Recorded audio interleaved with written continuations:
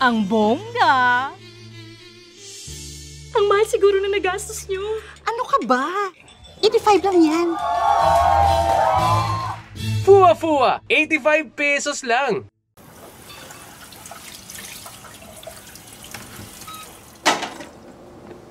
Ano ba itong mga kalat na to? Ang liit-liit na nga ng bahay natin, hindi mo pa mailigpit yung mga konting gamit mo! Paano ka magkaka-girlfriend yan? Pagligpit lang, hindi mo pa magawa! Hay nako, Jordan! Kung saan-saan mo nilalapag ang mga gamit mo, ginagawa mong basurahan dito! Kanina ko pa sinabi na iiakyat mo itong mga to! Matutupi ba ang mga damit na to na mag-isa? Paulit-ulit na lang, Jordan! Pati itong sapatos!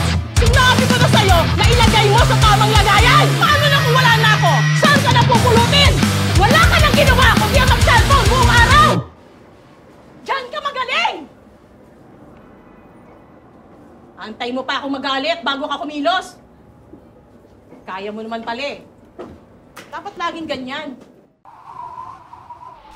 Abay, walas, tay. Iba ang hinatsa ng katawan ko sa inyo eh. Ay, ikaw. Ano ga, are? Ano ga? Ingit ka kayo sa muscle ka. Galaw-galaw at sabayan rin ng B20 to para maging kasing sigla at lakas ka. Ay, magiging macho ang dibdib. Paa at likod mo rin sa B20 to.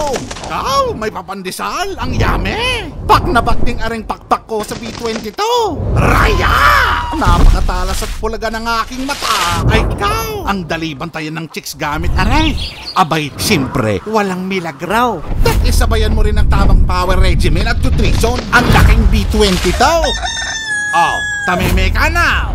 Are na ang laking B22 Vita Tablets. Kita ang lakas. Ay, ikaw! Gayaan talaga. Kahit anong laking B22 ang gamit mo. Oh, palag?